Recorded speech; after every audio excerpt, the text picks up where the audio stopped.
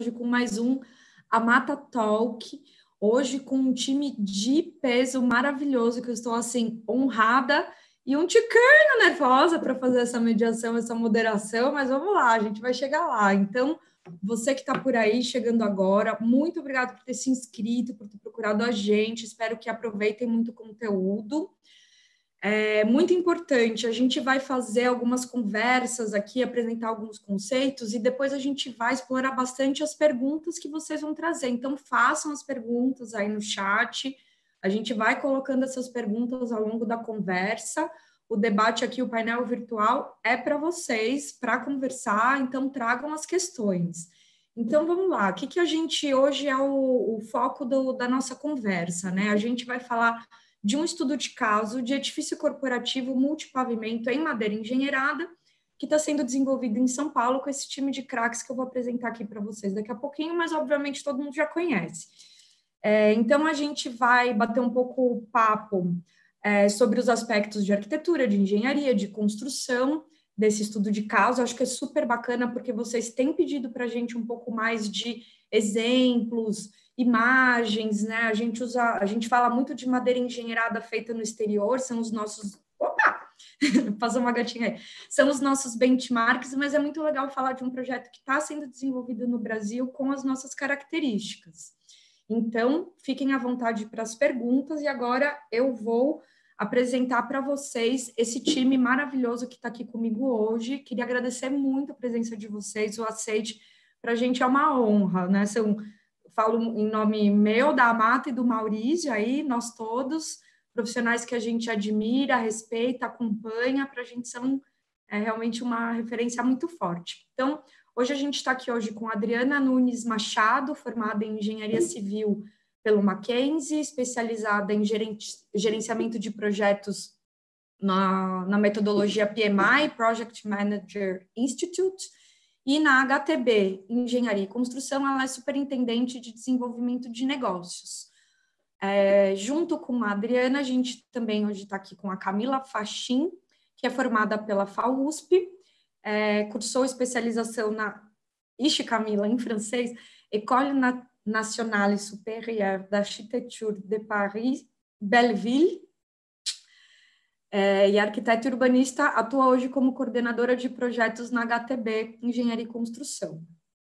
Estamos também com o nosso querido, muito querido e prestigioso professor Ricardo França, titular do França e Associados, em Engenharia desde 78, é engenheiro, mestre e doutor pela Poli-USP, responsável pela elaboração do texto base para NB1, que é a norma de concreto, além de ser membro da Comissão de Trabalhos da revisão da mesma norma e conselheiro da Associação Brasileira de Engenharia e Consultoria Estrutural, ABES.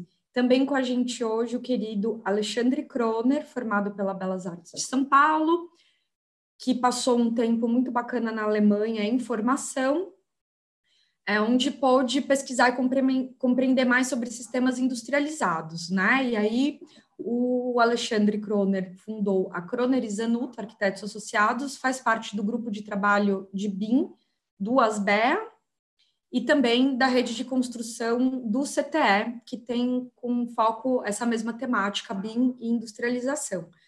E também participando aqui com a gente, ajudando essa conversa, o Maurício Vairo, que é engenheiro, calculista de estruturas, nosso engenheiro querido da Mata, meu braço direito e esquerdo, né, Mau? E meu juízo.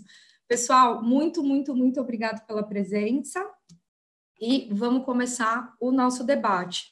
PS, antes do debate começar, a gente fala de madeira engenheirada.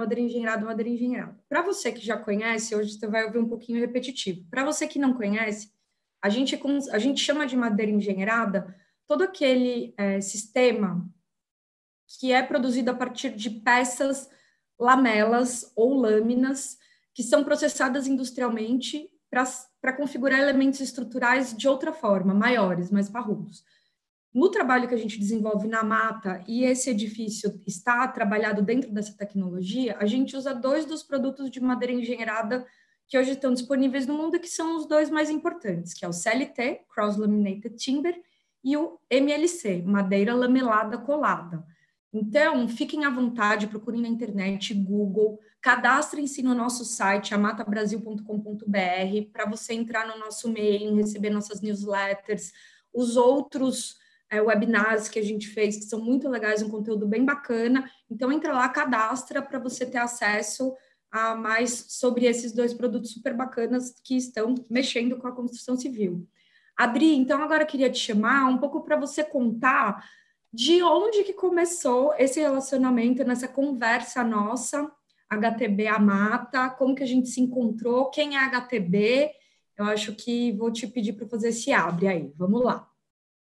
Bom, boa tarde a todos e mais uma vez, muito obrigada, Marta, Ana, que nós estamos muito felizes em poder compartilhar com vocês nessa tarde da Mata Talk.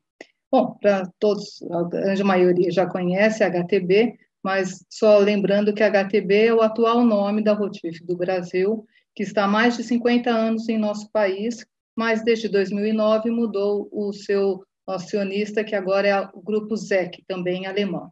Tá? A HTB continua na mesma sede, em São Paulo, conta com 3 diretorias, a diretoria de edificações, onde os principais produtos são hotéis, hospitais, edifícios corporativos, a diretoria industrial, que tem as plantas fabris, e a diretoria de infraestrutura, hoje trabalhando com aeroportos, UTS, PCHs. Além disso, dentro do grupo HTB, nós temos a construtora tradicional do Sul, a construtora Tedesco, que trabalha regionalmente no Sul, a PW Norte e Nordeste, a HTB FIT, que faz grandes obras em grande escala e obras rápidas. Temos mais de 600 obras já entregues, mais de 8 milhões de metros quadrados. Então, rapidamente, só para todo mundo conhecer as principais obras, vou passar algumas obras que nós entregamos, que são obras ícones, obras difíceis, obras que usam necessidade de muita tecnologia, de inovação e tudo mais, e sempre o nosso compromisso com a excelência e entrega das nossas obras. E como eu comentei com vocês, o nosso acionista maior é o ZEC Group, que ele tem mais de 100 anos de experiência, é um grupo alemão, que tem um conglomerado de atuação internacional em diversos setores, desde hotelaria, a parte de tecnologia e a internacional. Então, a CRI, eu não sei se todos conhecem, mas faz parte do grupo ZEC, e o core business deles é a execução de estruturas industrializadas, modulares e híbridas, considerando o projeto um núcleo normalmente de concreto e muito a madeira engenheirada. Então, eles têm bastante experiência já há mais de 10 anos com execuções de obras em madeira engenheirada, como a Ana comentou, em CLT e sistema híbrido. Então, aqui a gente pode ver algumas obras deles, que são obras muito interessantes e realmente uma industrialização. E aí, como que começou nosso trabalho junto com a mata e junto com a madeira engenheirada? Mais de um ano, a Mata nos convidou para trabalhar no projeto da Triptych, da Floresta Urbana, um projeto muito bonito, totalmente madeira engenheirada, que ganhou vários prêmios. E aí sim começou a nossa paixão por essa estrutura de madeira engenheirada, uma estrutura limpa, sustentável, moderna, tecnológica. Então, começamos a nos aprofundar em vários estudos, né? Porque no Brasil é uma tecnologia nova, apesar de no mundo já ter mais de 10, 20 anos, e começamos a estudar muito a bibliografia, a participar de congressos nacionais. No Núcleo da Madeira, nós tivemos uma imersão de 3 a 4 dias no Núcleo de Madeira, fomos em congressos internacionais, no Woodwise, no ano passado, em que tem mais de 200 países, mais de 1.000 pessoas, onde tem uma troca de informação, de tecnologia, de experiências que todo mundo está passando nesse momento. Né? Depois disso, fomos visitar também as fábricas de madeira existentes aqui no Brasil e fora, e, além de tudo, como a gente já comentou, com essa possibilidade de troca de informações com a CRI. Então, resolvemos fazer um projeto que fosse um projeto modular, um projeto industrializado que usasse a sustentabilidade, a madeira engenheirada, tudo aquilo que a gente pudesse aplicar naquilo que a gente está aprendendo e aprendemos com o passar do tempo desses estudos, que é muito importante essa pré-construção. Então, resolvemos fazer um projeto que fosse flexível, modular, que apesar de não ter o terreno, fosse fácil acesso, que fosse possível estudar todas as interferências, a compatibilidade, e contratamos, então, o Alexandre Kroner, que está aqui conosco, e o França para a parte de estrutura, além dos demais projetistas, como a Raul da Técnica, o Sérgio da SKK, a CTE, tem vários projetistas envolvidos para isso tudo. Porque a gente acredita que nesse estudo temos que avaliar todas as interferências, a compatibilidade, para depois começar a realmente colocar nas obras. Tá? Então, vou passar rapidamente para vocês um filme de como são possíveis. O nosso produto ele é flexível, né? Ele tem uma modulação que normalmente é de 6 a 6 metros, que a gente fez para ter toda a parte de compatibilização daquilo que já existe hoje no mercado, fazendo que a industrialização realmente seja possível dentro do canteiro de obra. Com isso, a gente tem uma redução de prazo, uma redução de pessoas e tudo mais. Aqui vocês podem ver que é outra fachada, com a possibilidade, mas sempre com os mesmos módulos de vão, com outras tipologias de fachada. Tudo isso a gente vai usar, então, o projeto modular, a sustentabilidade e o bem-estar cada vez mais dos usuários próximo à natureza. Aqui é um outro tipo de fachada, e esses produtos facilmente eles se encaixam dentro do terreno. Aí a gente pode ver o número de pavimentos que é possível. Aqui são algumas outras imagens da fachada. Estamos estudando todos os encaixes, os detalhes, para que a gente faça o estudo interno, para depois, na obra, já chegar praticamente industrializado, utilizando todos os nossos conceitos de BIM. Então, o nosso produto hoje é conhecido como e-wood. Então, o que eu queria passar para vocês rapidamente, já estamos estudando, fazendo toda essa parte de pré-construção, para que não tenha mais, a gente consiga ter assertividade durante a obra, não tem muitos problemas aí de compatibilização e de encaixes. É isso. Muito legal, Adri, obrigada pela apresentação, né? Incríveis os projetos da HTB e muito bonito esse projeto, né? E acho que assim, o mais legal desse projeto é que a gente, né, a HTB está chamando profissionais que são profissionais do mercado convencional, das tecnologias que a gente está acostumado, concreto armado moldado em loco, enfim, mesmo os sistemas industrializados que a gente tem mais hábito, né, um pré-moldado de concreto, para ter esse primeiro olhar sobre a madeira engenheirada. Então, é com isso que eu queria começar, Alexandre, a explorar um pouco como é que foi essa abordagem da arquitetura, o que muda, que outras estratégias começam a aparecer aí quando você vai atacar um projeto de um sistema industrializado de madeira? Assim, para a gente, primeiro foi uma surpresa, né? Obrigado pela participação aqui no evento, né? É sempre um prazer falar desses processos de industrialização que a gente sonha realmente com eles, né? Que eles venham forte agora no Brasil, já está no resto do mundo e a gente precisa muito, né? Mas para a gente foi uma surpresa, né? A gente ser convidado para participar de um projeto de madeira, né? Então, no primeiro momento é aquele susto, porque a gente está acostumado a fazer tudo de concreto armado, de repente, de vez em quando faz uma marquise metálica e é isso, né?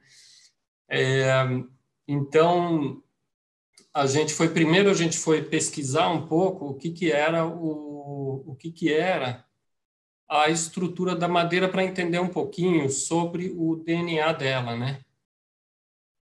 Então, aí eu fui pegar um pouco da história aí na Alemanha, do que era a madeira, né? Isso não era só na Alemanha, isso acontece também em outros países da Europa, né? Você tem essas construções que aqui o pessoal chama enxaimel, mas lá a gente chama de casa treliça, né? Se a gente fosse traduzir ao pé da letra, seria casa treliça. E essas casas, assim, não é que elas são só nas cidades históricas, né? Elas são casas que têm 500 anos, 400, 500 anos, tem vários pavimentos e são usadas normalmente, quer dizer, não é que elas são peças de museu, são coisa para turista ver, elas têm um uso normal, é comum a gente conhecer pessoas que moram nessas casas, né, a base usada muito para o comércio, tudo isso, né? E então, quando a gente olha para essas construções, né, a gente vê que o auge dela foi realmente aí no período gótico, mais ou menos no século XVI, e a gente vê que elas têm um sistema que se repete, né? O que é um sistema que se repete? Um sistema estrutural. Então, né, nessa época não existia calculista, não existia desenho de projeto, não existia nada, né? Existia uma expertise de um mestre com alguns aprendizes que faziam essas obras.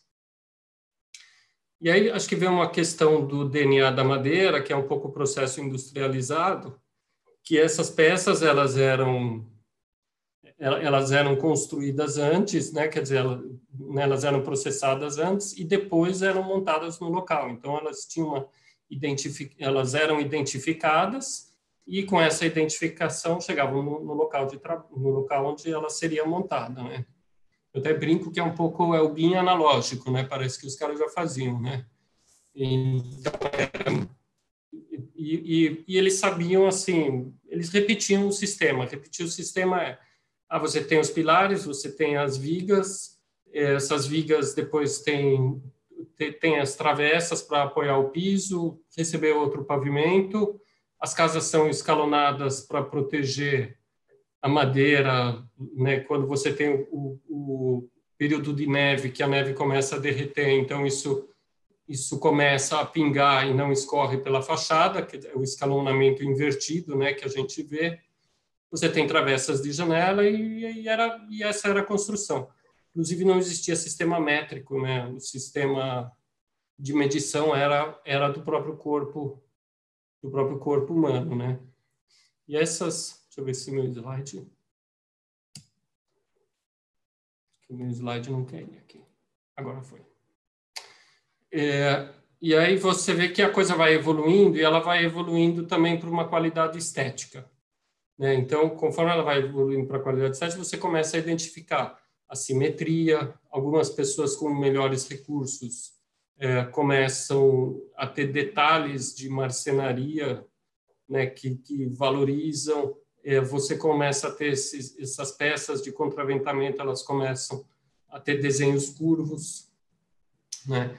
Uma coisa muito interessante é que nessa época não se tinha pregos, então os pregos eram de madeira, né? Então até hoje, quando você tem restauros dessas casas, isso é sempre com esses pregos de madeira.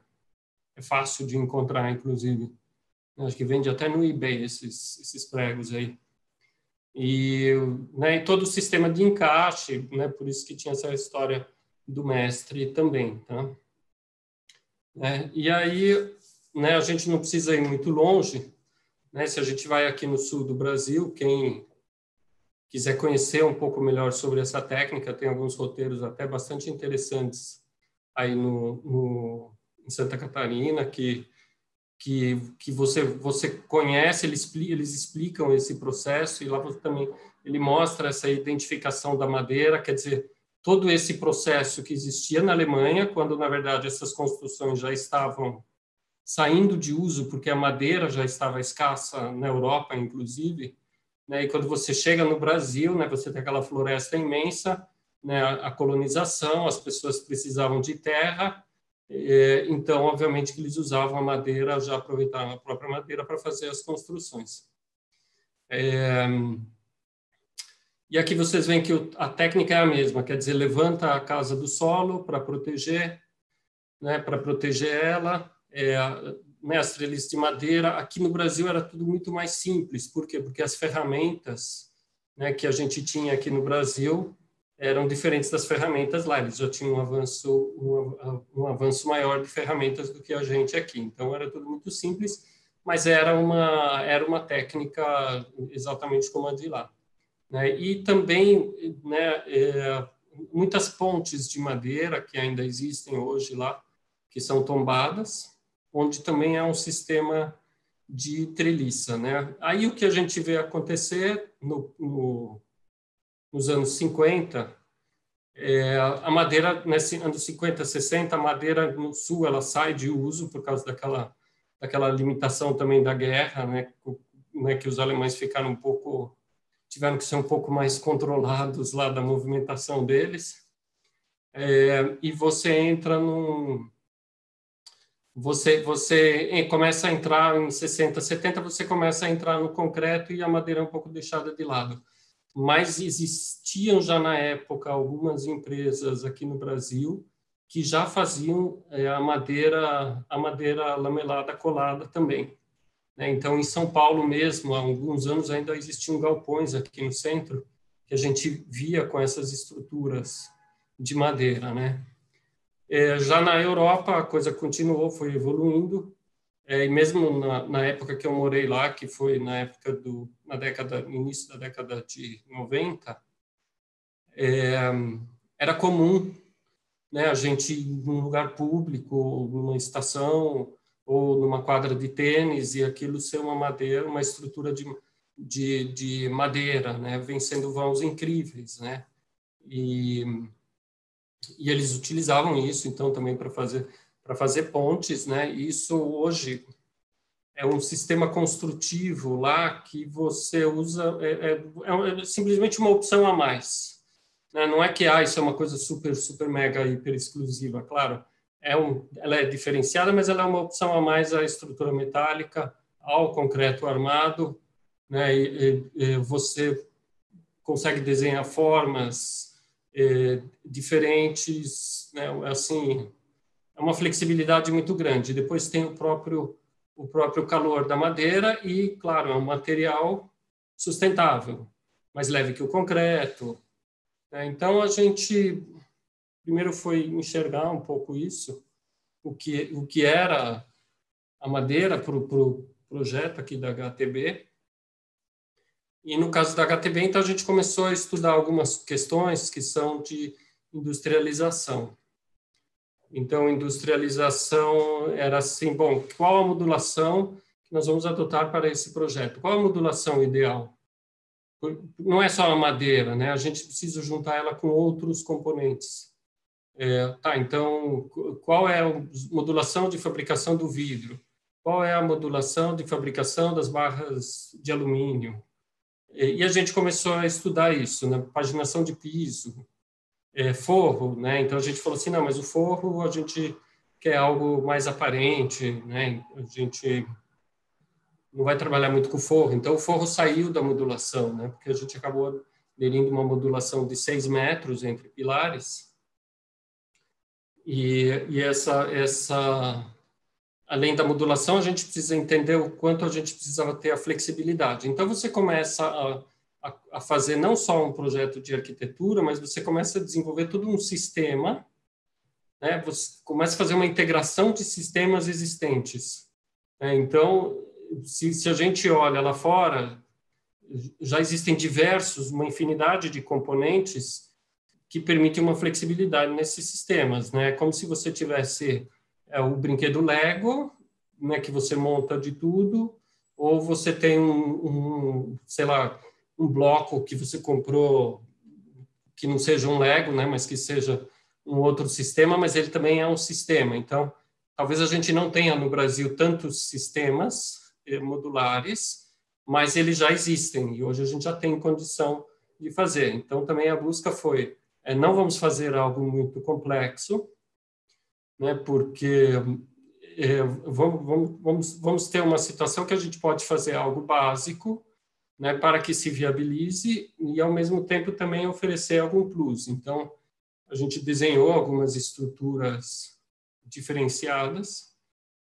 pilares com curvaturas, que seriam seriam as lamelas coladas em curvatura, mas a gente sabe, né, que aí com os componentes, quando você vai fazer um orçamento, fica mais fácil. Então, se você fala assim, ok, eu vou usar tal pilar, tá bom, mas o resto do sistema é o mesmo.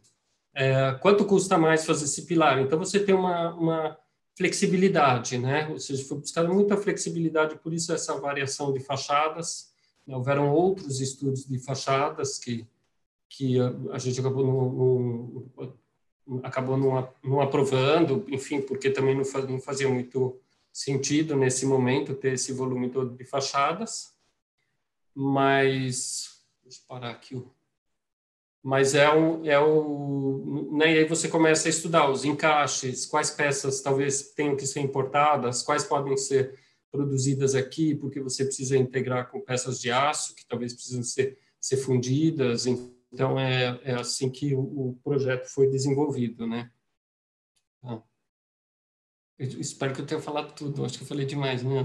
Alexandre, obrigada pela aula. Não, foi muito legal esse resgate histórico, é super importante, né? Acho que quem tem mais familiaridade com sistemas de madeira sabe de onde vem isso, mas acho que a grande maioria das pessoas que está aqui com a gente na live não tem essa referência, né? De como a gente estava acompanhando esse progresso aí da técnica, em algum momento isso deixou de figurar na nossa engenharia, né? Então, eu gosto muito dos resgates históricos porque mostram que a gente, assim, madeira é inovação, a madeira engenheirada para multipavimentos, nesse momento, é inovação, mas não é novidade, né, na história da técnica. Então, acho que é sempre bom lembrar que a gente tem onde se apoiar, onde se referenciar. Muito bacana. A gente vai falar mais de arquitetura, mas antes, eu queria um pouco repetir essa pergunta para o professor França, mas aí pensando em engenharia, em projeto estrutural, um pouco assim, como é que foi, França, sua aproximação, primeiras impressões sobre madeira engenheirada, a abordagem que o escritório está fazendo em relação a esse projeto, um pouquinho os primeiros capítulos dessa história. Bom, vamos lá. Bom, muito obrigado pelo convite de participar desse evento com vocês. Da participação nesse processo todo. Na minha história de vida, na minha história do escritório, a gente sempre teve uma busca por mexer com novos elementos, por mexer com estruturas diferentes. Então, ao longo da minha carreira, já fizemos estruturas de madeira convencionais, reforma, por exemplo, da cobertura do Grande Hotel Campos de Jordão. A gente aumentou as treliças existentes, fez um complemento para aumentar o vão delas. Então a gente tem uma escola em Bodoquena, em Goiás, Mato Grosso, feita para o Bradesco, muitos anos atrás. Então, de certa forma, a gente já mexeu com madeiras, mexeu com processos, com projetos multidisciplinares, onde a coordenação era nossa. O projeto do Viol, da Camargo Correia, é um projeto de estrutura metálica com estruturas de concreto integrado. Então, esse olhar a estrutura como um todo vem do DNA do escritório. Então, a gente sempre pensa, e na minha carreira também de professor, eu sou um professor de estruturas, e estruturas de madeira, metálicas, todas de concreto têm o mesmo princípio, né? Nosso foco principal do escritório são obras de concreto armado e protendido por um problema de escala, mas esses projetos, desde do estudo do projeto da Triptych junto com a Mata, era um desafio, né? O que é que pode se fazer, né? Nesse meio tempo, eu acabei tendo contato via a Mata com 2 profissionais de engenharia de estruturas de fora do Brasil, um Eric canadense, que eu fiquei muito bem impressionado pelo trabalho que eles estavam fazendo, e já tinha começado a pesquisar essas novas tipologias de estrutura, né? Vejam, o colar a madeira, com isso conseguir peças maiores, como Ana comentou, realmente abre outras possibilidades, né? Então, ela acaba sendo, eu comecei a pensar um nome para as estruturas da Alemanha lá, eu chamaria de estruturas pré-talhadas. Elas talharam, não é moldada, mas ela talhou, e de certa forma a gente está com a possibilidade do CNC, das máquinas de comando numérico, a gente tem possibilidades muito grandes de criar processos industriais, que é essa madeira engenheirada, então, onde a gente começa a ter alguns,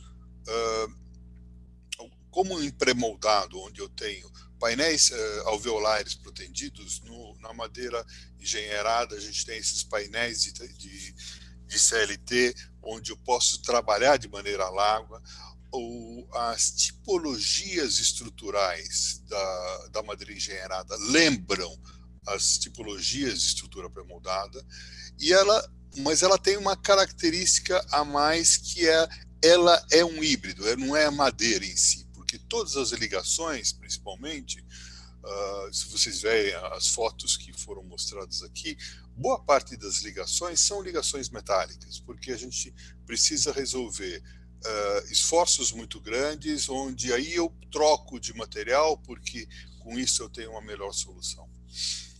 Neste projeto, depois que a gente estudou junto para HTB, esse projeto que o Gruner criou, a gente pensou numa tipologia estrutural que usasse peças mais elementares nesse primeiro momento, que é o que o mercado vai disponibilizar. As fábricas estão sendo montadas, a Mata está montando uma fábrica.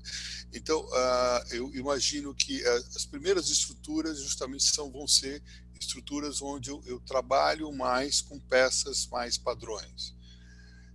Mas existe a possibilidade, depende do porte da fábrica e de fazer peças como os pilares curvos, daquela opção que vocês viram na fachada que o Alexandre criou. Vocês entrando na internet, tem inúmeras soluções muito bonitas de madeira, né?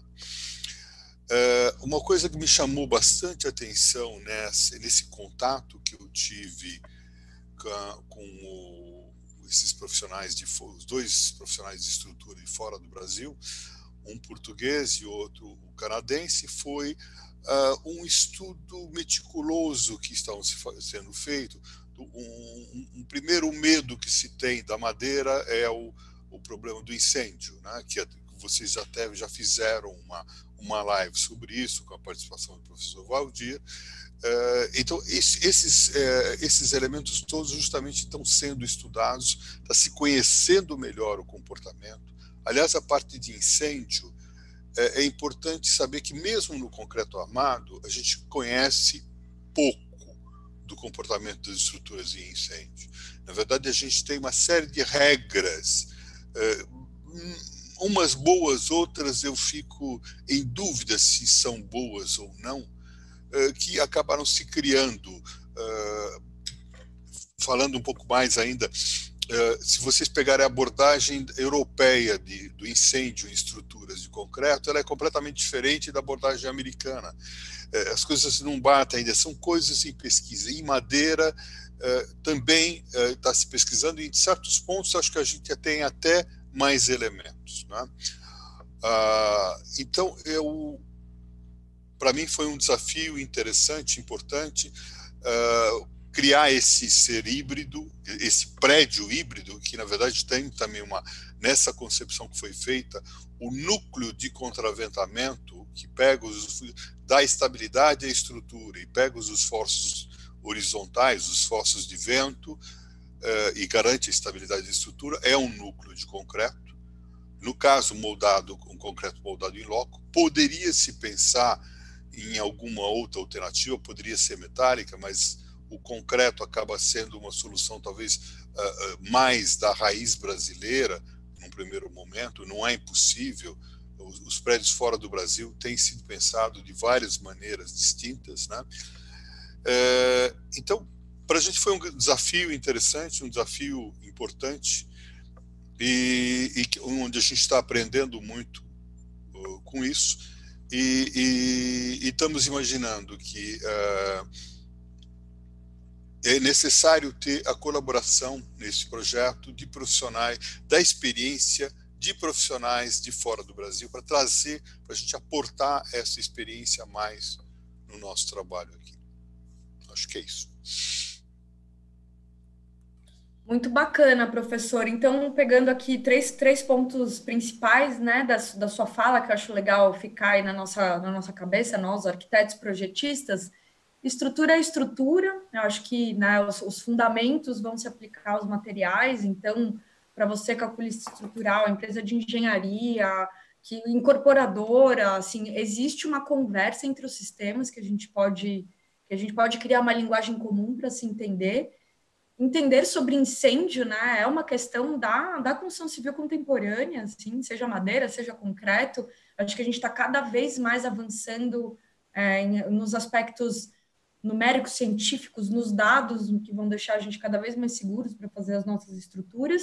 E os seres híbridos, né, edifícios como seres híbridos, sempre vai ter concreto, conexões metálicas, subsolos, fundações, uma conversa muito legal, né?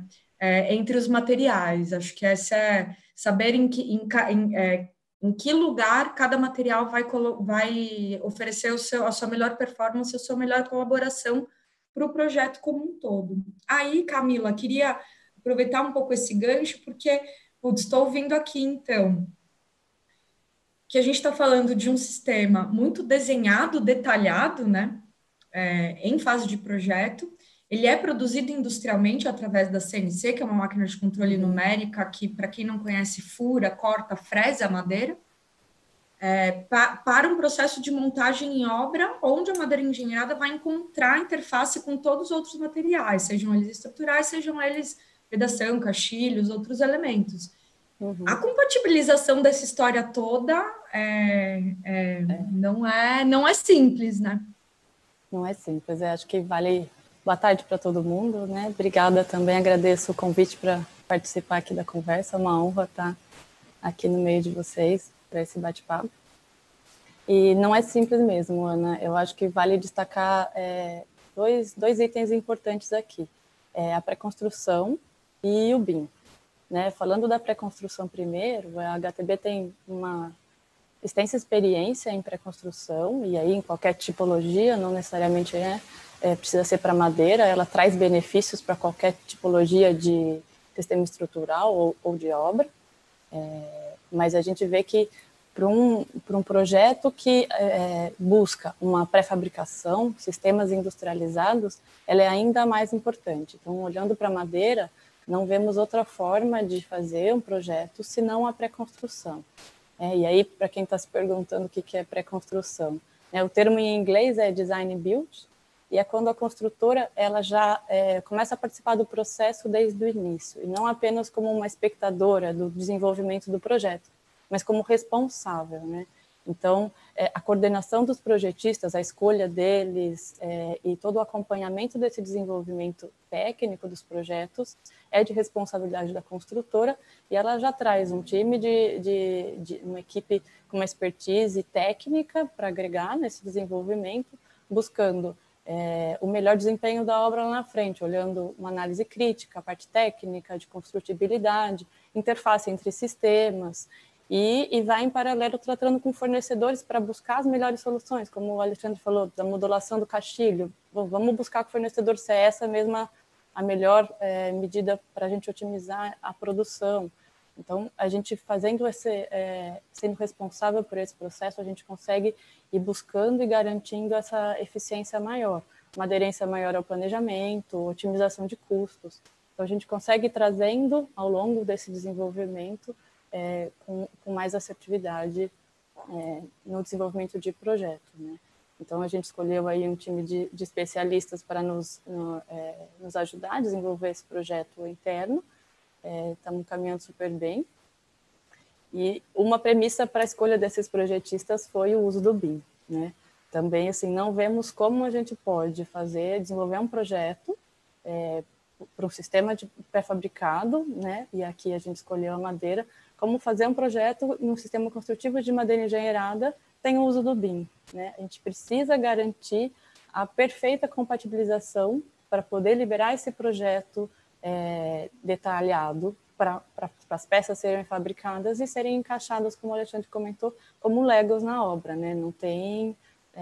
aquela peça está endereçada para aquele local. Então, todas as interfaces de sistema, fachada, piso, instalações, já estão resolvidas, né? A gente tem certeza de que está tudo muito bem, cada um no seu lugar, tudo bem resolvido e compatibilizado. E aí o BIM é bem feito, então buscamos profissionais que já vêm trabalhando há anos, com BIM, profissionais que a gente conhece e viu a evolução. Então, o Kroner, o França, que estão aqui presentes, né, estão à frente aí do BIM, né, dentre os projetistas do mercado brasileiro, e os outros que a Adriana citou também. Assim, foi uma premissa para essa nossa escolha, que os escritórios de projeto que nós escolhemos já tivessem com essa consolidação do processo BIM, para a gente contar com esses benefícios, essas vantagens. Muito bacana. Camila, eu queria aproveitar o seu gancho, eu vou colocar uma pergunta aqui e vou rodar para o Alexandre, a Adriana e o França colocarem a opinião, que é um pouco evoluindo a partir dessa sua explicação sobre a pré-construção, né? Como é importantíssimo a gente ter uma compatibilização madura, né? Antes de entrar em obra. E eu, assim, confesso para vocês que já ouvi algumas vezes alguma fala do tipo, putz, mas esse negócio aí é preciso demais, né? Já, essa provocação já passou nas nossas mesas de reunião. Quer dizer, o brasileiro tem medo da cultura da precisão? A gente está muito acostumado com o, putz, lá na obra a gente resolve um detalhe, alguma coisa. Acho que perguntas que são muito importantes dentro desse universo. Os escritórios de arquitetura, assim, são remunerados para chegar no detalhamento? Tem condição técnica de chegar até o detalhamento, desenho de produção? Quer dizer, quando a gente fala da cultura né, dessa... Não da gambiarra, mas do fechamento final lá na obra, a gente está falando de um monte de coisas aí por trás da nossa cadeia, né? Então, Kroner, conta um pouquinho para a gente o que você acha, assim, a cultura da precisão ou a cultura do deixa que na obra é o ajeito? Eu acho que uma das questões da gente não ter muito a cultura industrializada implantada aqui, né? Se a gente pegar, por exemplo, qualquer processo industrializado, seja ele de madeira, seja ele de concreto, né? Então, que nem você falou, tem a gambiarra na obra, faltou o ponto de filtro, sei lá, o ponto de filtro na cozinha faltou. Aí o cara vai lá, quebra na hora lá o tijolinho, pronto, tá lá o ponto de filtro, né? E aí entra um pouco isso que a Camila falou da pré-construção. Eu acho que a gente tem hoje ferramentas incríveis, né? Quer dizer, a gente não tem só... Né, a gente não tem ferramenta 3D só para visualização do projeto. A gente tem ferramenta 3D para fazer detalhamento. Hoje, por exemplo, no escritório, a gente implanta processos de auditoria de modelos, né, para ver se nada foi esquecido, né? Então, existem checklists que são automatizados. Então, esses processos precisam ser gradativamente implantados, não só nos escritórios de projeto, né, mas também, né, para que isso vá na sequência, né? Então, para quem vai montar, às vezes, se você vai fazer algo em larga escala, precisa fazer um mock-up, precisa prever isso no orçamento para fazer, sei lá, vamos fazer uma unidade residencial de 40 metros quadrados que nós vamos replicar 2.000 vezes, né? Então, faça o mock-up, avalia isso, né? Você tem recursos de realidade virtual, quer dizer, você tem tantos recursos para fazer isso no projeto, né? O próprio processo de compatibilização hoje ele pode ser automatizado. Agora, tudo depende muito de processos de trabalho. Então, os projetistas, nós, arquitetos, né? A gente tem outros projetos aí com França, então a gente sabe que tem muito essa questão de todo mundo tá em sintonia nesse processo do BIM, né? Por que esse processo é tão importante e todo mundo está em sintonia? Porque todo mundo trabalha colaborativamente em cima de um modelo e isso precisa ser possível que seja feita uma auditoria ou que depois uma consultora consiga fazer um orçamento sem que falte nenhum item, que depois quem vai pegar o processo de fabricação disso, vamos supor, ok, a mata vai processar as paredes CLT, né? Então você já tem que estar tudo certo para você poder usar o seu sistema robotizado com a sua CNC para poder fazer isso corretamente na peça, né? Não ter nenhuma surpresa, né? Então, imagina, né? Numa peça de madeira chega na obra, você fala assim, putz, faltou o filtro de água, né? Bom, e aí, né? Aí pega a furadeira lá com a bloco, sei lá como é que vocês vão, sei lá como vocês vão fazer, né? Não vai dar certo, né? E aí começa a ter essa questão do retrabalho, do tempo, né? Você começa a fugir da meta do seu cronograma. Então é um trabalho que precisa ser feito com cuidado. A parte de projeto é importantíssima, né? Eu sempre falo, a gente precisa voltar a valorizar essa fase de projeto para que a gente possa usar os processos de trabalho de maneira adequada, né? Para que isso não tenha prejuízos maiores no futuro, né? Então, às vezes, até aqui eu falo assim, olha, melhor a gente entrega 2 dias depois do projeto, mas entrega certo. Não manda errado, porque aquilo começa a virar uma bola de neve, né? Então, é uma questão de mudança de cultura, eu diria, né? Uma questão realmente de se mudar essa cultura dos processos para a industrialização. Muito legal, Alexandre, ouvindo você falar, me lembro muito do pensamento do desenho industrial, né? Que como está sempre trabalhando com ferramentas, né? Um capex enorme de investimento e volume, passa por esse rito, né? Mockup, ensaio, teste, assim, muitas aferições antes de ir para o produto final, né? Então, é muito legal lembrar desse bloco de conhecimentos que a gente sempre pode aprender. No fundo, é igual fazer carro, né? Exatamente, na indústria... Precisa ter um planejamento, né? Agora, hoje, a indústria automobilística está levando muito menos tempo para produzir um carro, porque eles têm todos os processos de softwares 3D implantados, eles já nem fazem. A Volkswagen está lançando agora um veículo que foi desenvolvido em pouquíssimos meses. Eles não fizeram aqueles moldes 3D, tudo que fazem. Quer dizer, ele foi inteiramente produzido digitalmente, e do digitalmente ele está sendo produzido agora na fábrica mesmo, né? Então, e eu acho que a nossa indústria da construção civil precisa passar por isso também. Muito legal. Adri, complementar alguma coisa sobre a cultura?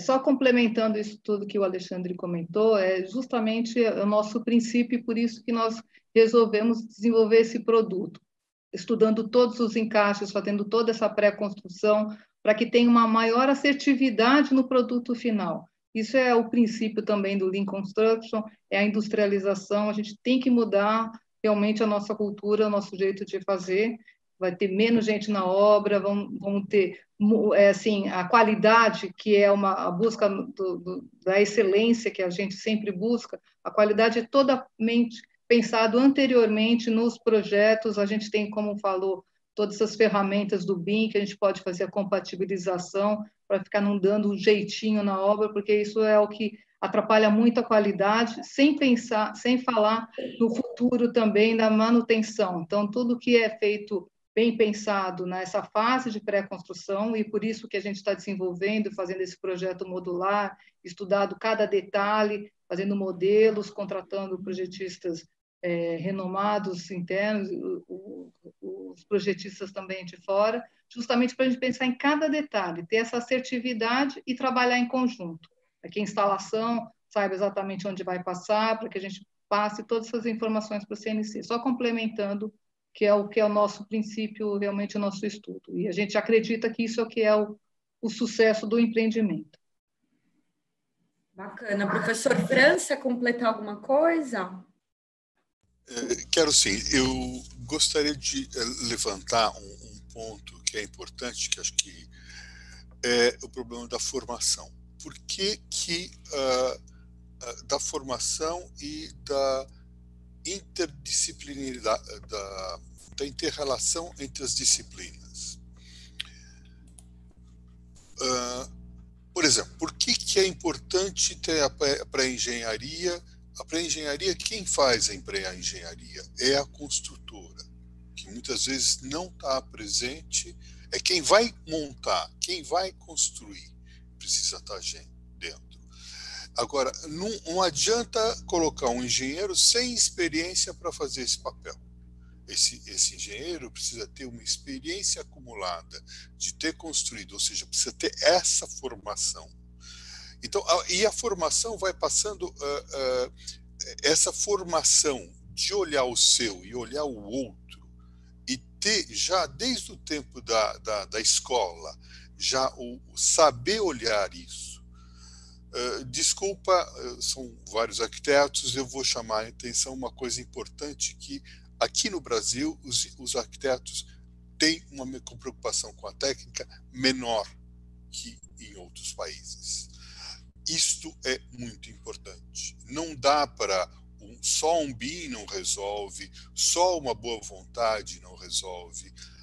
O arquiteto deve ser o comandante do processo, mas ele precisa ter uma formação abrangente para tanto, para poder entender e decidir por que essas coisas se conectam e qual é a ordem, né? Eu lembro sempre o projeto do Viol, que a Camila participou junto também, a postura é um projeto do PL, a postura do americano, que era o coordenador do projeto, a cabeça dele e a gentileza e atenção e o olhar abrangente dele na reunião eram coisas que mudam o aspecto do que você cria. Então, na própria formação dos nossos arquitetos, dos nossos engenheiros, existe a importância da especialização, não tem dúvida. Eu preciso ter um engenheiro de estruturas, mas esse engenheiro de estruturas precisa saber olhar quais são os problemas e quais são as soluções possíveis de instalações, quais são as soluções, qual é a importância do estético, qual é a importância dessas conexões todas, porque para fazer esse projeto industrializado, eu preciso de pessoas que consigam ter um olhar mais global, de maneira que a gente consiga conversar na mesa e decidir antes, né? Isso, hoje nós temos os softwares que podem adiantar o que pode acontecer mais no fim, por exemplo, estruturas. Qual é o papel muito importante que o software que nós usamos faz? A gente consegue, ao conceber uma estrutura, já ter uma ideia da armação dela, ver se essa armação está boa, se eu vou conseguir armar isso na obra, ver a tal da construtibilidade. A mesma coisa num projeto híbrido que nós estamos falando. Essas peças que nós vamos montar, essas montagens estão boas, estão fáceis. E por que o pessoal, como para finalizar, por que o pessoal faz gambiarra? Porque não tem informação. Então ele vai fazendo, não deu certo, ele dá um jeitinho, muda. Não deu certo, ele muda. A gambiarra vem da falta da formação, da falta de ter um projeto bem pensado. E também de se tirar os personalismos. Também muito de gambiarra vem, não, eu sempre fiz desse jeito, eu quero fazer desse jeito. Não, se você tem um processo industrial, você tem um processo de montagem que tem que ser feito, né? E nesses projetos que nós estamos falando, a gente tem o projeto de fabricação e o projeto de montagem que precisa ser feito, e as pessoas precisam entender tudo isso para conseguir resolver isto na fase de projeto, né? E isso é o encaixe, né? Esse é a solução, e passa pela formação, né? Então, esses novos produtos, é importante realmente a gente focar muito nessa, e isso é um papel que, de certa forma, nós estamos fazendo aqui hoje, é ir levantando essas questões exatamente para as pessoas irem buscando essa formação. Kroner, você quer complementar o brilhante comentário do professor França? Sim, claro. muito importante isso que ele falou, inclusive, só, né, como a gente está falando aqui do nosso projeto, como é que isso, nessa situação, surgia no nosso projeto, né? Quando a gente estudou o sistema das lajes CLT, estudou, né, a gente sabe como funciona um sistema de ar-condicionado, então, já nas reuniões iniciais que a gente tinha com o França, a gente falava, olha, como é que a gente vai fazer o caminhamento do ar-condicionado para a gente não ter a questão das furações, né, de furação, a gente não tinha condição de furar essas vigas de madeira. Então, e aí a gente chegou nessa solução que o França apresentou várias alternativas, né, de a gente ter as vigas apenas num sentido, né, e liberar espaço para que o ar-condicionado pudesse ir pela laje, né, se houvesse um entreforro, não é a proposta do projeto, mas se houvesse um entreforro, né, ele estaria caminhando por todo o projeto sem cruzar com as vigas de madeira, porque elas sempre estão num sentido e liberando espaço para o ar-condicionado passar, né, só para ilustrar um pouco isso que França falou. Muito, muito bacana essa discussão, muito importante, né? Eu falando aqui com o chapéu da arquiteta que eu sou, arquitetos venham, né? Vamos mergulhar na técnica, né? Acho que a gente fala muito da ética do projetar, mas a gente também tem que falar da ética do construir, né? Assim, as nossas obras são as encarnações dos nossos projetos, né? Eu acho que esse mergulho na técnica, ele assim, chegou, né? Chegou o momento, né? Principalmente quando você está falando de as normalizações sendo mais estruturadas, né? Norma de desempenho, quer dizer, hoje você tem um universo de critérios e requisitos que há 50 anos atrás não existiam tão, né, disponíveis. Então, estou fazendo palanque, né, para os arquitetos realmente se engajarem nessas questões. Agora eu vou fazer um girinho das perguntas da turminha que está acompanhando a gente, e eu vou começar aqui depois a gente volta para o debate, né? Mas respondendo ao Leandro Givigier, está agradecendo a live e o conteúdo, obrigada a você pela presença. E, Mal, vou pedir ajuda para você nessa, ok? No que tange a assistência técnica e manutenção, comparando a madeira engenheirada com sistemas convencionais, qual é a relação nos indicadores de atendimento? Qual é a diferença dos sistemas convencionais? Olá, pessoal. Bom, primeiro, eu acho que é muito importante dos materiais industrializados, quando a gente fala nesse aspecto de manutenção, é a rastreabilidade do produto, né? Então, podia ser um produto de pré-moldado, de concreto, ou uma viga metálica, ou uma viga de madeira, uma laje de CLT, enfim. Você sabe exatamente qual que é o produto. Então, é muito simples de você rastrear, até para fazer manutenção, você sabe exatamente como ele foi fabricado, né? Qual é o lote da madeira, né? No nosso caso, mas ou qual seria o lote no concreto, igual, né? Então, isso é bastante importante. Quem já viu um projeto de concreto armado, como o pessoal faz o mapa das betoneiras, né? É bem interessante até, mas a rastreabilidade é um pouco mais complexa, né? Nos elementos que são moldados em loco, né? Então, nesse sentido, eu acho muito mais prático, né? Estruturas pré-moldadas, eu acredito que a manutenção tende a ser um item bastante importante aí, é um pouquinho mais prático, né, no meu ponto de vista. Mal, aproveitando que você está com o microfone aberto, eu vou colocar também para você a pergunta do Manuel Pedro Lima da Silva. Se existe algum produto anti-chamas para madeira, como é que funciona essa questão? É verniz, é stain, é anti-chamas, como que é? A gente teve uma live recentemente até com o professor Valdir Pinhata, né? Teve uma participação bem interessante, Rogério Linha, Gisele também, pesquisadora, professora, que a gente abordou os aspectos de incêndio, né? Então, sim, existem produtos anti-chamas, e eles trabalham no aspecto de reação ao fogo, né? Não de resistência ao fogo. Então, existe essa diferença, né? O TRRF desse prédio aqui é 60 minutos. Então, se eu aplicar um retardante de chamas, ele já diminui 30 minutos milagrosamente? Não é essa a resposta, né? A resposta correta é a sua madeira, que ela é classificada com a reação ao fogo, por exemplo, madeira de pinos, que é 4A, classe 4A, você aplicando o retardante de chama, que ele é uma espécie de um verniz, pode ser ou pulverizado ou pincelado, depende do fabricante. No Brasil tem 2 ou 3 fabricantes bastante grandes, e você vai simplesmente alterar a classe de reação ao fogo de 4A, no caso do Pinus, para 2A, transformando o produto em um produto um pouco menos combustível, né? Ou seja, a velocidade de propagação de chamas dele e a densidade ótica de fumaça você vai reduzir enquadrando em qualquer elemento, né? Por exemplo, aqui o forro aqui da mata é de madeira, né? É a mesma coisa, você deixa essa laje de madeira, é um controle de materiais, né? É a IT10 do Corpo de Bombeiros, não é a IT8 de resistência, é a IT10, CEMAR, controle de materiais, de acabamentos e revestimentos. Mas sim, existe no mercado brasileiro, é importantíssima a aplicação a depender da classe de uso do seu prédio.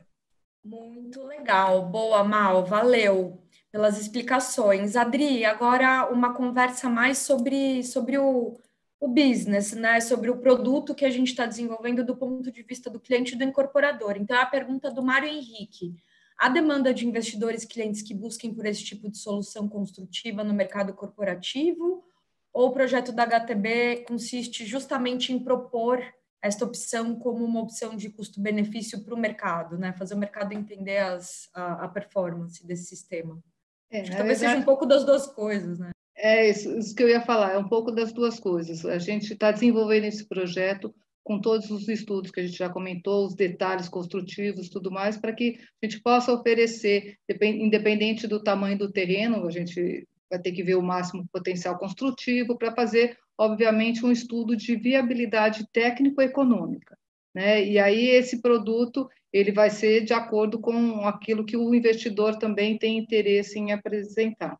É um produto de qualidade, a gente já viu em várias bibliografias, em congressos, que o bem-estar do usuário é super importante. Em alguns lugares do mundo, a locação para prédios em estrutura de madeira, ele é mais valorizado pela valorização do produto, tá? Esse bem-estar e essa proximidade, a sustentabilidade, cada vez mais são valores, graças a Deus, são valorizados efetivamente, são importantes.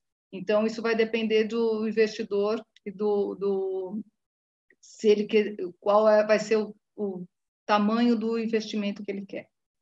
Então, vai ser as duas coisas. A gente está desenvolvendo para o mercado, para oferecer no mercado, assim que a gente já entramos bastante na tecnologia da madeira, há mais de ano que nós estamos estudando, avaliando, para quando for já contratando, inclusive, um projetista internacional para que a gente estude todos os detalhes necessários para a gente colocar no mercado. É isso. Muito legal, uma lição de casa prévia muito, muito consistente, muito séria, né? É bacana, a gente acompanha o trabalho de vocês. Agora, Camila, é um pouco seguindo na esteira dessa conversa, mas uma pergunta super interessante da Fernanda Belisário, que é minha prima. Pesquisadora do IPT, maravilhosa, grande profissional. Os investidores já se convenceram da necessidade de investir mais recursos financeiros e tempo no desenvolvimento do projeto da construção, pensando nesses sistemas construtivos industrializados? A gente sabe que o fator tempo está sempre no cangote dos projetistas, né? Uma boa pergunta, obrigada.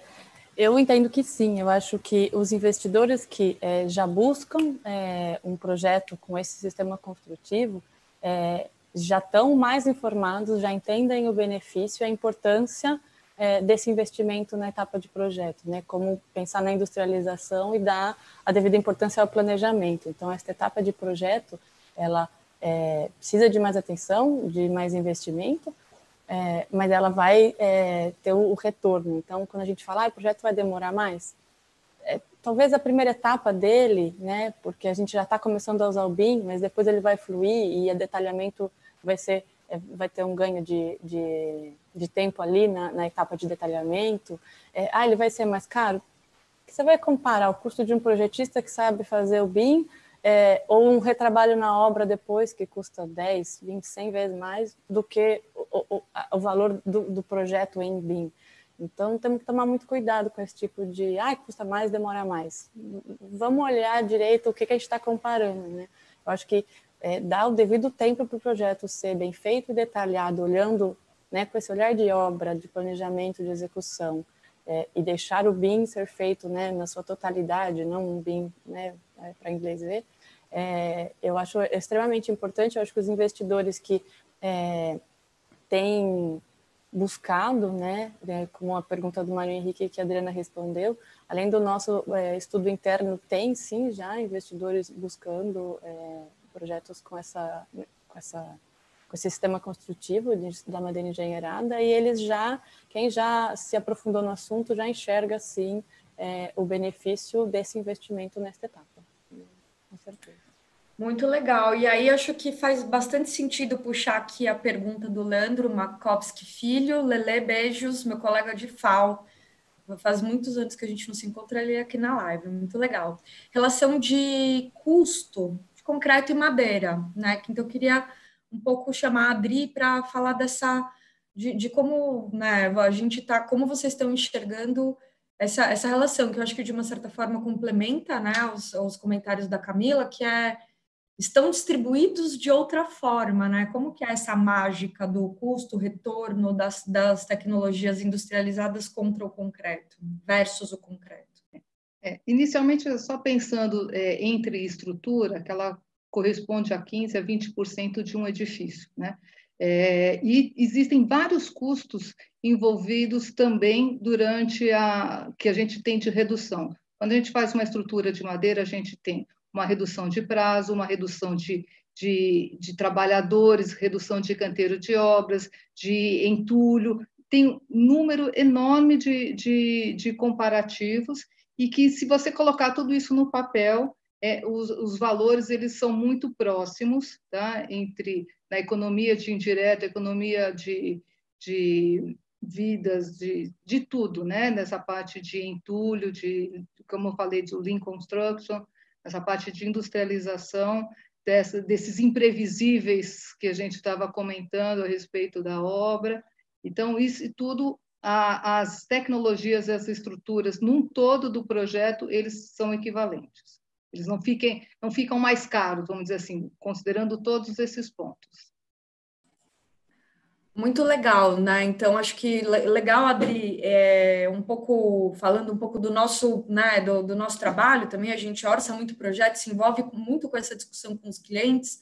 Acho que 2 aspectos que eu acho legal trazer para complementar, né? Além dessa visão global do diretos, indiretos e tempo, né? Que espera-se um elas por elas. Eu acho que essa é sempre a busca do sistema construtivo de madeira engenheirada.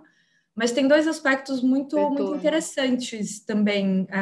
O retorno, né? Então, quando você está falando de custo de obra, você está falando do retorno do repagamento do capital que foi investido no seu empreendimento, né? O custo de obra é um dos fatores que vai compor o famoso TIR, né? O famoso retorno. Então, num universo de procura cada vez maior por assertividade do retorno que você projeta, os sistemas industrializados, eles começam a ser bons parceiros dos investidores, né? Você tem uma previsibilidade maior de tempo de obra, os sistemas são mais caros no metro quadrado contra metro quadrado, no cúbico contra cúbico, mas eles vão gerar para você uma obra mais rápida, uma obra mais previsível, esse conceito que o Mal trouxe sobre rastreabilidade, sobre equipes reduzidas em campo para montagem. Então, acho que o aspecto do retorno é sempre um aspecto muito importante, né? A gente está acostumado no mercado imobiliário a ver uma perda desse retorno ao longo do ciclo de obra, né, do ciclo do empreendimento, projeto e obra, que são ciclos muito longos para o nosso mercado, né? Então, um retorno projetado no começo, ele vai meio que se esvaindo ao longo do projeto, né? Então, acho que isso é um aspecto super importante, né, Adri? Sim, sem dúvida. Inclusive, como eu estava comentando da locação, que ela, normalmente, pelo produto, pela qualidade do produto entregue, ela está sendo valorizada fora do Brasil, né? Que são as experiências que a gente tem, que a gente conversa com a CRI, essas trocas de informações com a empresa do nosso grupo. Então, isso também ajuda aí na taxa de retorno, conforme você falou. Muito legal. Esse aspecto é bacana de trazer. E um outro aspecto que tem começado a ser discutido muito no mercado imobiliário, que a gente, né, ouve nas conversas com os incorporadores, é de fato o conceito de valor. Então, onde eu coloco o meu dinheiro em algo que vai virar um valor para o meu usuário final, para o meu locatário, para o meu inquilino, para o meu morador, etc., ou eu perco esse investimento em mão de obra que não funciona, retrabalho, desperdício. Quer dizer, o pacote do dinheiro está lá. Vamos fazer esforços para transformar esse pacote de dinheiro em encarnações valiosas que vão ficar como valor para o usuário, para o cliente, né, para o próprio incorporador. Então, esse conceito começa a aparecer no mercado falando assim, putz, é mais caro, mas isso significa que eu vou gastar menos de mão de obra, vou ter um canteiro de obras mais seguro e vou entregar para o meu cliente um produto que tem uma performance super interessante, aspectos estéticos, né? Então, acho que eu colocaria essas duas coisas, retorno e essa mudança de mentalidade, de cultura, que começa a querer mais colocar dinheiro em valor do que em atributos que ficam perdidos depois que a obra acontece, né? Depois que a obra passa. Mal, queria te pedir uma ajuda aqui, porque o Maurício Parasmo gostaria de saber também como funciona a durabilidade e o tratamento da madeira em relação a pragas. Certo. Bom, a norma, hoje tem normas brasileiras, né, que discutem sobre esse tema também. Então, a 16341 ou 16431, agora não me recordo direito o número dela. A gente participou, inclusive, da revisão aí na figura do Felipe Simoto, né, nosso funcionário aqui de pesquisa, né, trabalha com a gente. E ele, enfim, existem tratamentos químicos, né, usualmente eles são já impregnados na própria madeira, nas lamelas, né, hoje no Brasil aí, o produto químico mais utilizado é o CCA ou o CCB, né, e existem alguns outros produtos também que já estão entrando na norma, que vão garantir essa durabilidade, né, mas um aspecto muito importante também de durabilidade é o detalhamento, né, então é muito importante, né. O Alexandre mais cedo mostrou as casas, né? O detalhe que ele mostrou era a casa não era enterrada, né? Não era em contato com o solo, era sobre o solo, né? Tinha alguns centímetros ali de concreto, eu não sei qual que era aquela base, mas o detalhe é muito importante, né? Você tirar a madeira da umidade, preservar. As bases eram feitas de pedra, desculpa interromper. Perfeito. Não, perfeito. Faltou eu falar. Era pedra lançada e construção em cima da pedra. É a fundação. Exato. Então, você tira a madeira da umidade, né? No próprio projeto do Alexandre, a fachada é uma pele de vidro, né? Você não vai deixar a madeira exposta às intempéries ali. Então, existem esses produtos e o detalhamento é muito importante também. Muito legal. Gente, vou continuar aqui no atendimento às perguntas do público. Professor França, uma pergunta do Gemini 6, que depois eu vou responder a outra parte da pergunta, que ele vai perguntar sobre capacidade do Brasil de produzir madeira engenheirada, mas ele traz uma questão que é importante a gente debater. Se há limitação do número de pavimentos para esse tipo de estrutura. É uma pergunta clássica, é uma pergunta recorrente, arquetípica. Olha, existem alguns estudos que eu tenho visto de teóricos de trabalhos universitários, de trabalhos acadêmicos, estudando, por exemplo, um prédio corporativo bastante alto, com mais de 150 metros de altura. Quando você vai para um edifício alto, tem dois pontos chaves importantes. Um é o tamanho das suas colunas.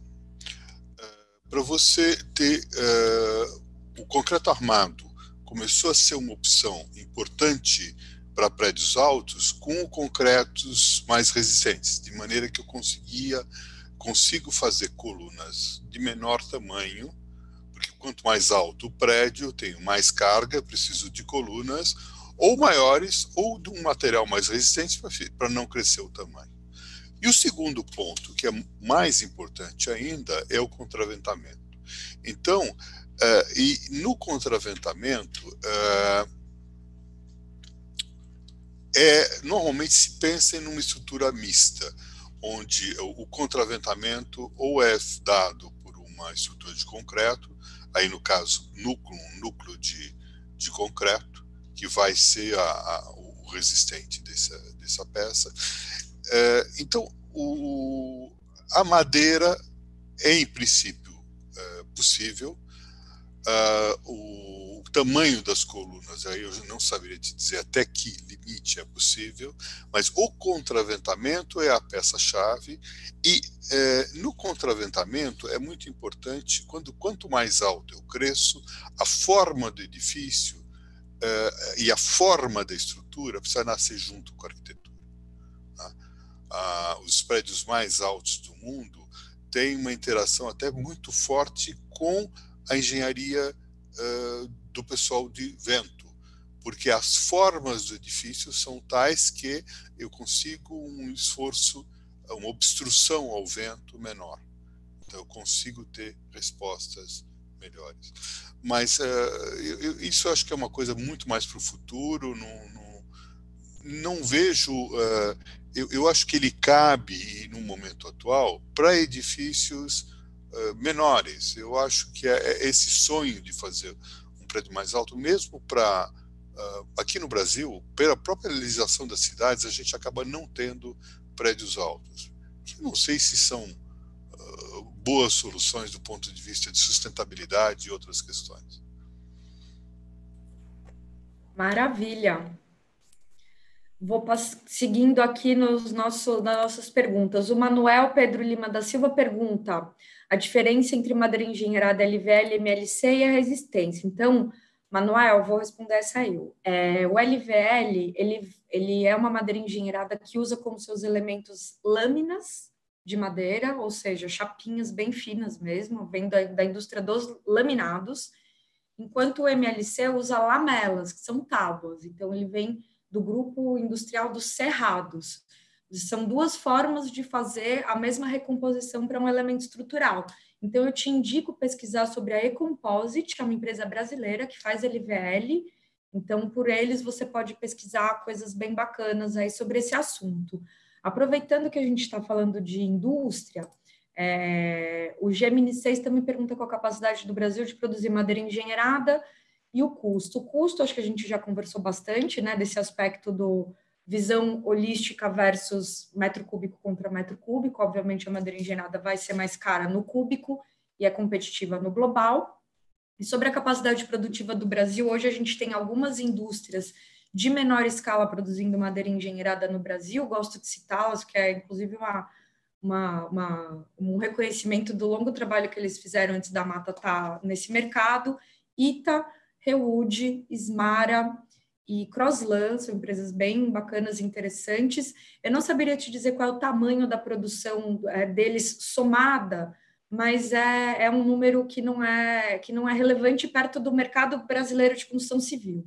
A indústria da Mata, que vai operar a partir de janeiro de 2022, tem a capacidade de 60 mil metros cúbicos, que só para a gente ter uma referência vai dar aí em torno de 35 a 40 prédios por ano de produção, né? Edifícios de mais ou menos 8, 10 pavimentos. É um pouco essa a nossa referência. Uma outra pergunta que eu acho que é super bacana. Bom, Roberto Torres. Roberto, eu vou fazer uma pequena... Você fez 2 perguntas, eu vou responder uma. E depois eu vou rodar as outras. Não, porque tem perguntas que são mais diretas, né? Subsolos são de concreto ou de madeira? A boa prática, a nossa orientação, a nossa indicação são subsolos de concreto, né? São elementos estruturais que ficam em contato com a terra e com a umidade natural do solo. Então, a boa prática é, de fato, adotar concreto para o solo, talvez para o térreo, e depois começar com a madeira engenheirada de um primeiro pavimento para cima, ou do próprio térreo para cima, né? Arrancar do térreo. Então, isso é uma orientação geral e é uma boa prática que tem se adotado no mundo. E o Roberto também pergunta sobre se as lajes são exclusivamente de madeira ou se tem uma camada de concreto para consolidação. Mal, quer contar um pouco o que a gente tem conversado sobre esse assunto? Sim. Bom, depende muito aí, né, do caso a caso. Acredito que esse estudo da HTB tenha sido uma laje híbrida, né, Adriana? Acho que a Adriana França pode acrescentar, mas acredito ter sido uma laje híbrida. Existe uma questão do efeito diafragma, né? O França sempre comenta sobre o efeito diafragma. Então, como o concreto, a solidarização do concreto pode auxiliar no efeito diafragma, né? Então, você trabalha a sua laje ela é um grande diafragma, então você empurra o pórtico de um lado, ele empurra do outro, né, na mesma intensidade, digamos assim. Os parafusos de CLT, né, os parafusos a 45 graus, garantiriam até os estudos que inclusive o engenheiro que o professor França comentou, o português, né, o Luiz, a gente fez um estudo recentemente com ele e ele acreditava que só a solidarização via parafuso 45 graus no CLT já daria o efeito diafragma. No entanto, tem questões de acústica, né? Eventualmente é legal, é interessante você fazer um contrapiso, não necessariamente um contrapiso estrutural de concreto, mas eventualmente alguma coisa, algum elemento que dê mais massa, né, a sua laje, né? Então a madeira é muito leve, né? Eventualmente um contrapiso auxilie nessa questão de acústica, mas existem vários métodos de fazer, né? Um dos projetos que a gente trabalhou recentemente é a laje de madeira, 6 metros de vão sem nada, sem contrapiso, sem nenhuma capa de concreto. Agora outros já usam, né? As lajes um pouco maiores, eventualmente é interessante você fazer, mas existem várias soluções aí para esse caso.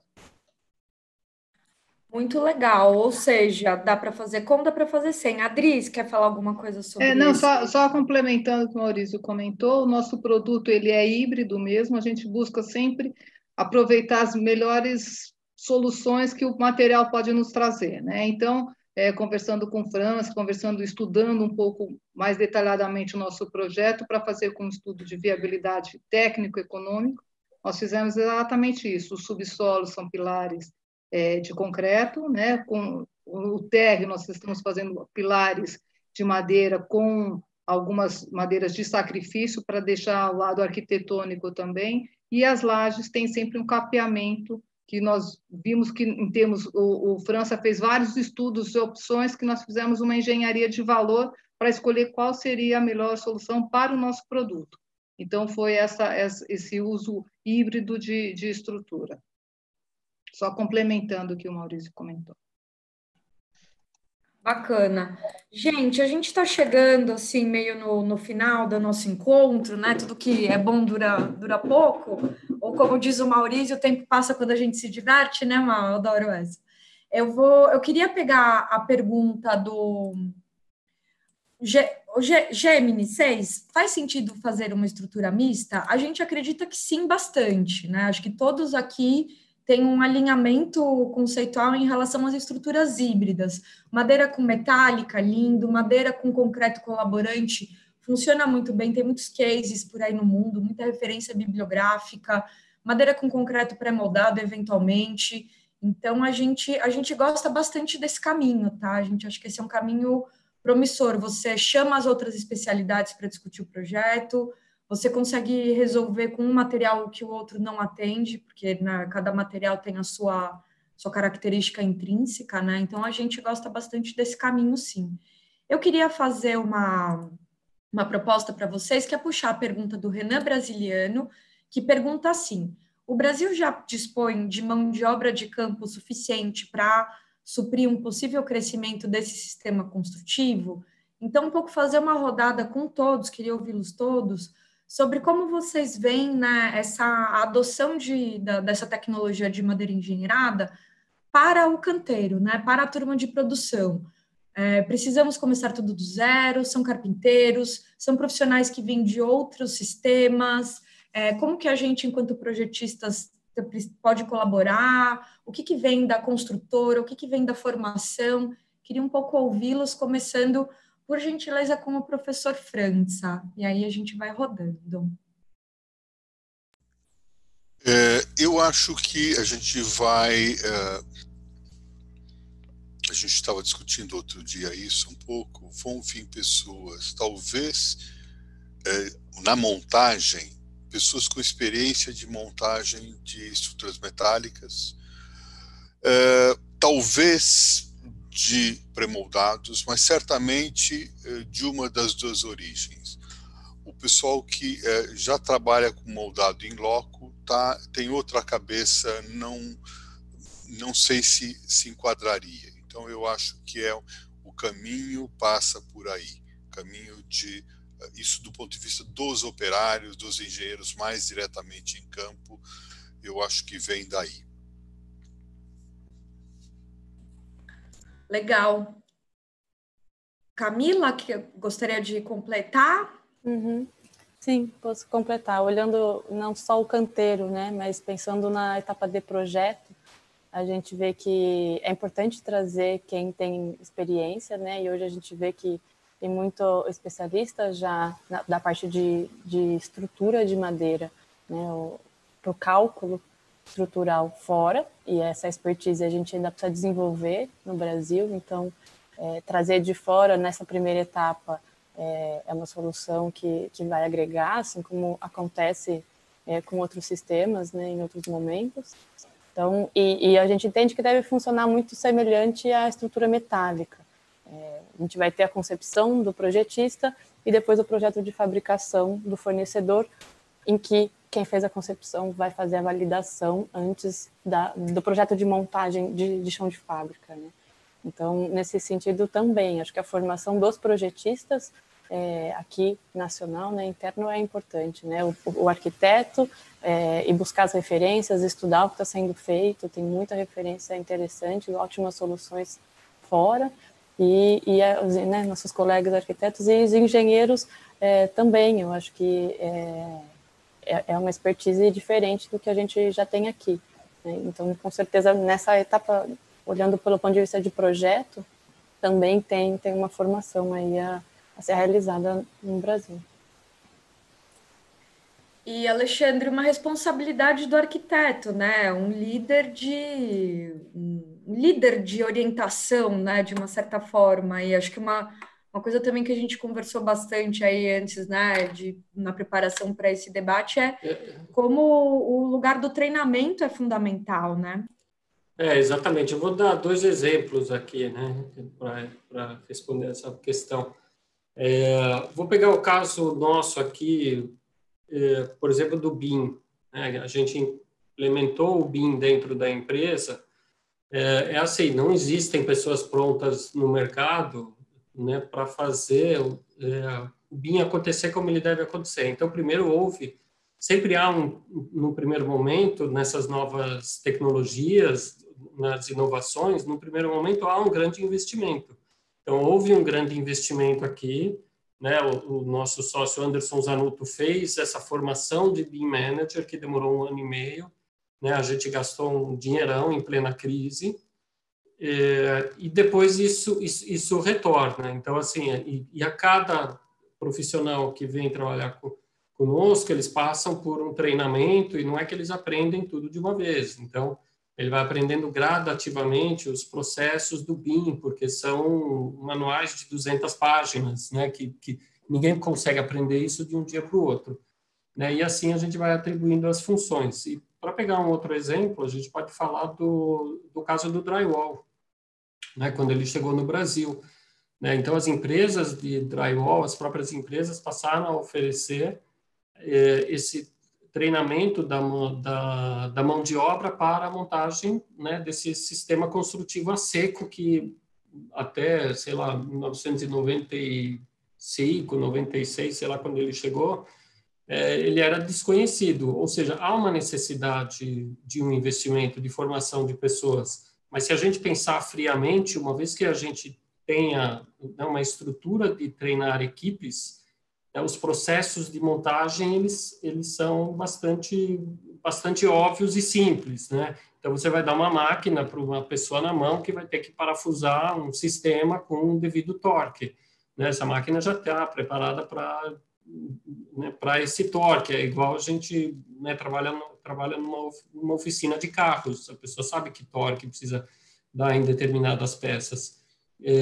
Ou seja, tudo é isso, né? É investimento. Existe a necessidade de investimento e conforme a demanda vai aumentando, há também um interesse e aproximação dessa mão de obra de trabalhar nesse setor, né? Porque é um setor que pode gerar muitos empregos, né?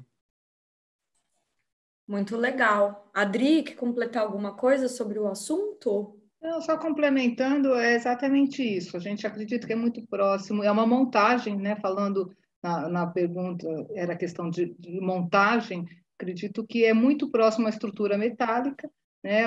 As pessoas, vai ser tipo um Lego, então não tem tanta dificuldade, as peças são leves, então tem que ter um treinamento, obviamente, mas eu não acredito que seja uma grande dificuldade, não, e os treinamentos vão ter para suprir aí a nossa cadeia. Acho que é importante esse treinamento, obviamente, porque são peças industrializadas, né? Muito bom. Malzeira, quer completar algo? Nas obras que a gente tem participado, a gente tem visto bastante isso, né? Que é uma montagem mesmo. Então, tem que ter um plano de montagem, né? Qual peça vem primeiro, qual peça vem depois. Não obviamente que um carpinteiro é importante, tá? Mas o carpinteiro, ele não vai... É uma peça que ele vai ter que moldar em loco, né? Ela já vem pronta, né? Praticamente parafusar. São poucos detalhes que sobram para a obra. Não deveria ser nenhum, né? Na verdade, não será nenhum em breve, mas ainda existe essa cultura no Brasil, né, de ter que dar um ajuste, alguma coisinha, mas isso daí com o tempo será mesmo uma montagem, né? Vem obra etiquetada, né? Lá na Austrália a gente viu o pessoal indo com o iPad na peça, então ele escaneia, né, o QR Code da peça e vê exatamente de onde que a peça vai ser encaixada, né? O CLT é bastante incrível. Então, o modelo BIM, é tudo, né, um link de tudo que a gente conversou hoje aqui, mas de verdade é uma montagem, né? Não é uma carpintaria. Turminha, que conversa alto nível, hein? Foi demais. Queria agradecer muito, muito, muito, muito Alexandre, Adriana, França, Camila e Mal. Queria agradecer também vocês que ficaram aqui acompanhando a gente nessa 1h30 de conversa de conteúdo. Depois o vídeo fica disponível, então se cadastre lá no site da Mata, amatabrasil.com.br, para depois você ter acesso a esse vídeo e aos outros conteúdos. Fiquem ligados, porque a gente continua fazendo os nossos painéis virtuais aí pelas próximas semanas, então a gente divulga nas nossas redes sociais quem a gente traz. Se tiverem sugestão de pauta, assuntos que querem aprofundar, também mandem para a gente por qualquer canal que seja, Instagram, e-mail. É muito importante a gente entender também o que o mercado está sentindo falta, o que está faltando de informação para a gente poder estabelecer esse debate. Então, queria agradecer vocês demais. Foi uma conversa maravilhosa e namastê. Eu estou aqui fazendo uma homenagem ao Bob, do CTE, que sempre finaliza assim. Salve, salve, turminha. Até a próxima.